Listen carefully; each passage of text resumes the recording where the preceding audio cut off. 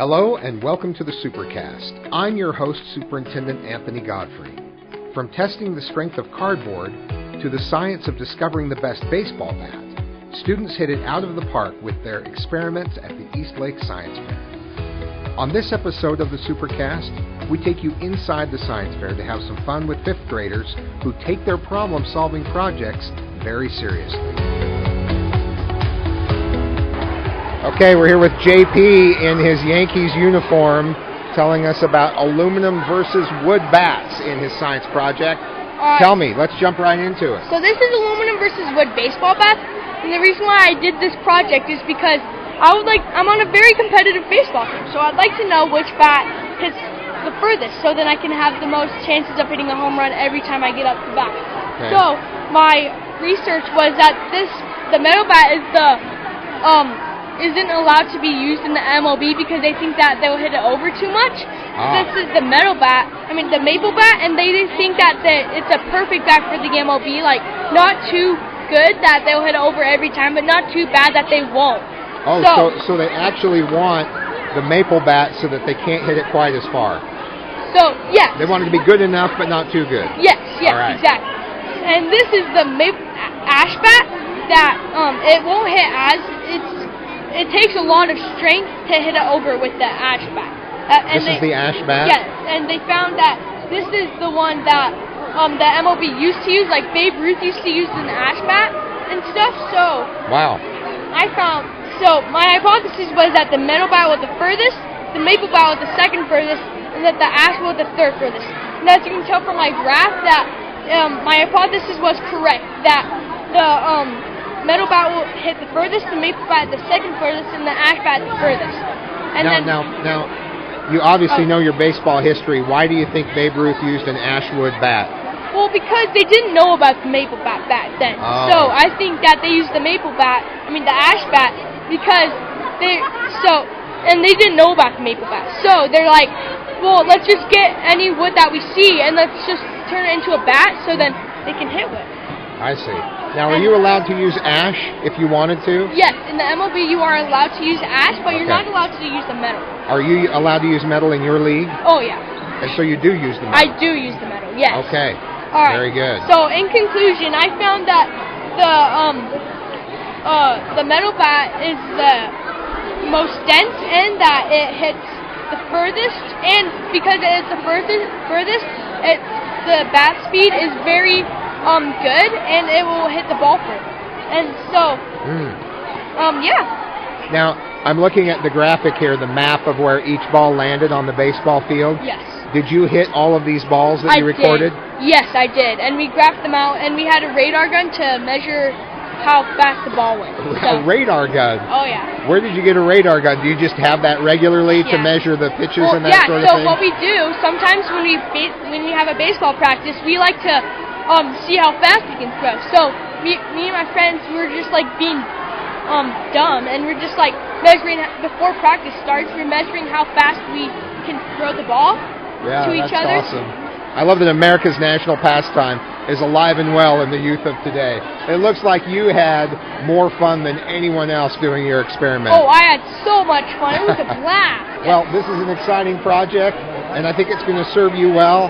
Obviously, you have great things ahead of you when it comes to baseball, but you're an outstanding scientist as well. We're here with Maximus looking at his science fair project. How strong is cardboard? Maximus, tell me, how strong is cardboard? Well, it depends what kind of cardboard you're talking about. All right. So there's chipboard and corrugated. Corrugated, it could hold 29 pounds per square inch. And how does it do that? How does it do it? Yeah. Well, it's only 3 pieces of paper, and then the middle piece of paper is flutes. The flutes? I had no idea that they were called flutes. Yeah, and there are 5 different types of flutes. A flute, B flute, C flute, E flute, and F flute. Why is there no D flute? I don't know. Maybe D flute used to exist, but there was a scandal. Do you think that could have happened? I think there is a D flute, but they don't use it as much anymore. I see. So there was a scandal. Yeah. All right. So tell me, What was it that got you interested in cardboard? Does your mom order a lot from Amazon Prime, and so you thought, I need to understand these boxes better? No, I wanted to start, I needed a strong material that could also be quite bendable. Okay. And so I chose cardboard, and I've actually made a bridge out of it at home. You made a bridge at home? Yeah, a mini bridge out of small pieces. And where does this bridge lead to? It's just sitting all around. You open up the wardrobe and there's a cardboard bridge to another world? No. Oh, okay. So is your cardboard bridge still intact? Is Yes. it still looking good? So tell me about, you've got a piece of a cereal box here, Yeah? and then you've got the flutes. Oh, okay, I see. You're showing what makes the corrugated cardboard strong. Okay, now look, the strength certificates. You have these strength certificates mounted. I always see writing on the cardboard box, but I haven't been curious enough to check it out and see what it's all about. Tell me about those strength certificates. So the strength certificate is this, and it's telling you how much size limit it could get to. It tells you how long it is, big it is, and it tells you how much weight it could hold, 65 pounds. What is the conclusion then? The conclusion is that I'm glad that I did it because it was really fun, but also that I know I can definitely build with cardboard. Yeah. And the conclusion, more of the conclusion is that strength of cardboard is really cool and really strong. So are you looking for? So you like to work with cardboard? You made a bridge. Yeah. What's your next project? My next project, it's probably gonna be like a Lego-sized house. Oh wow! So where do you get your cardboard? Amazon. Oh, you buy it? Yeah. Okay. Wow. So you're serious about your cardboard? Yeah. As if I didn't know before. Now I really know. So do you think that your study of cardboard has made you think about a job maybe in engineering? I mean, you're already building bridges. Yeah. Whenever I was like 5 years old, I wanted to be an engineer. Okay. Well, I think you are well on your way, Maximus. It's great talking to you. It's great talking with you too. Good job. Stay with us. When we come back, we'll talk with some of the teachers who made the science fair possible.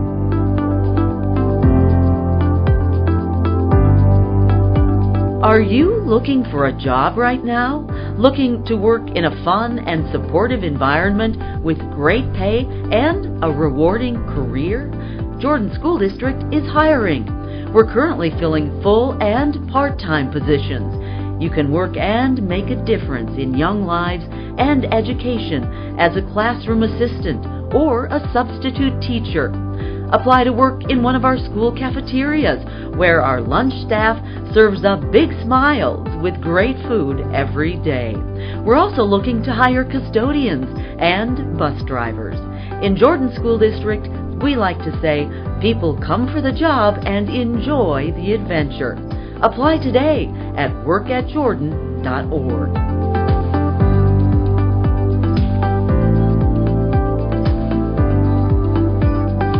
We're here at Eastlake Elementary at the 5th grade science fair, and I'm with Jess Snyder taking a look at her What is the Best Type of Fabric for Artists to Wear science project. So tell me about this. So I chose this because I love painting and drawing, and usually when I draw, my clothes get dirty. So I wanted to see what's the best fabric for artists to wear. So when I did my research, I learned about 4 types of fabrics: cotton, polyester, polyurethane, and wool. Cotton and polyester are similar, but both freezable, durable, and can be stain resistant. Polyurethane is stain resistant, durable, and waterproof, but not that breathable, so it's usually mixed with materials like cotton or polyester. The first one I learned about was wool. Wool is usually hard to find, expensive, and it usually needs to be dry cleaned, and artists need something that's easy to find and easy to wash. So I didn't put that there. This is a very practical approach for an artist. Do you think you're more artist or more scientist? Kind of a mix of both. A mix of both. Okay. Well, that's a really good mix because you don't always find that combination. How many hours do you think you spent on this project? Like a month. Or A month. Wow. Yeah. When we first started it, we went to Walmart, but I actually had some struggle finding it. So my mom went to another store and she found these fabrics, and so then we actually started doing it. My research was pretty easy, typing it up and writing it down. So I think the part that I moved the fastest on was doing the project itself and the typing. Okay. Well, this is really impressive. And so, do you have an outfit picked out now that you can wear when you're doing art? Yes. Okay. And what color is it? It would probably be white, because according to my research, it is best for artists to wear white fabric because bleach is white. So if they had to use bleach on it, it wouldn't really show anything. You have really thought things through. I wish I had more time. I have some other problems for you to solve, but I better keep going. It's been a delight talking with you. Thank you. And you have big things in your future, that's for sure. Thank you. Thanks, Jess. All right, Carter, it looks like you studied the greenhouse effect for your science project. Tell me about it. So for the greenhouse effect, first I needed to learn what the greenhouse effect is, and the greenhouse effect is the transfer of heat between the sun and the earth. So the sun beams down heat, and the earth absorbs it, and then at night it releases some of the heat into the atmosphere, which gets caught by the carbon dioxide, which creates heat. And without this greenhouse effect, we wouldn't survive. So is there something that you learned in studying the greenhouse effect that surprised you? So I was trying different surface materials to see if that affected it, and it seemed like sand got very affected because this line right here is the covered box, which represents the greenhouse effect. This one right here represents the uncovered box, which is the normal air, and it got hotter than the greenhouse one. So I was surprised by that because I thought it would just always stay under. So tell me about the box. What did you set up and what was involved in your experiment? So 3 materials: rock, soil, and sand. Okay. And I can see pictures of the box here. So what did you do with it there? So we filled it up with about 1 inch of sand or soil or sand or rock. And then we put a thermometer in each box, and then we covered one box with plastic wrap and faced them towards the sun. So once we did that, every 15 minutes for an hour, we went out to check if there was a temperature difference between the boxes. And what did you find? That the covered box was almost always hotter than the uncovered box, which represented the normal air. Oh, so trapping things in and allowing the heat in but not allowing it to escape, you were able to replicate that. Wow. Well, this is very impressive. This is a complex topic that everyone's heard of, but not a lot of us understand. So you understand it at a deep level. That's very impressive. Thanks. Looks great. We're here with Campbell. Campbell, describe to me what is your science project today? So my science project was do store-bought UV lights, kill bacteria, which is this one right here. Oh yeah, I've seen those products. So those are the ones that are designed to kill bacteria, right? And you're going to tell me if they work or not. Yeah. Okay. So how I did it is I got a bunch of these like dish things. Oh wait, okay, toilet handle, computer keyboard, light switch, belt, and iPhone. Wow, you picked the germ centers of my world. All right, let's find out. So I did 2 of each of their surfaces. A and B. A is with without UV light, and B is with UV light. So how I would do it is I would first make the agar mix with the water, and then I would put it in the dish 5 times, and then I would grab the swab, like a COVID swab, because they are completely sterilized, don't have any bacteria on it, so you can know if make sure that's the bacteria. So I would do something like this or any of those surfaces, and then I'd put it on that one, and then I would use the UV light for a minute, and then I would do it and see if it worked. And 1 is bacteria and 0 is no bacteria, which means that I saw bacteria on all of them, which means that it didn't work. Looking at the graphic, I can see that everything is exactly the same whether you use the UV light or not. Yeah. It looks like it had 0 impact. Well, I guess the only impact it would have is to make you feel better, even though you shouldn't feel better because not one bit of bacteria was killed. So my hypothesis was it wouldn't work because hospitals buy them for like 60 to 130 grand. So I was like, why would these ones work if hospitals have to buy them for that much? Boy, I'm super impressed at the way you had this set up. It looks great, and I actually thought about buying one of those before. So now you just saved me some money. Thanks a lot, Campbell. We're here with the 5th grade team at Eastlake Elementary. Please introduce yourself and tell us a little bit about the Science Fair.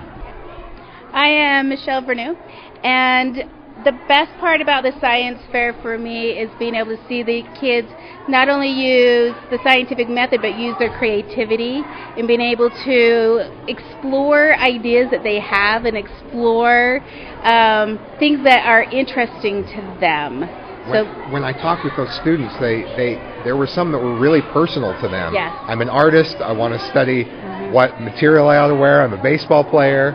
So they're all connected to their projects in one way or another. Absolutely, absolutely. And they get to really explore those interests in academic ways that they may not have been able to think through before, but through the scientific method they now have steps to go, this is how I can do this. This is how I can create. This is how I can find solutions.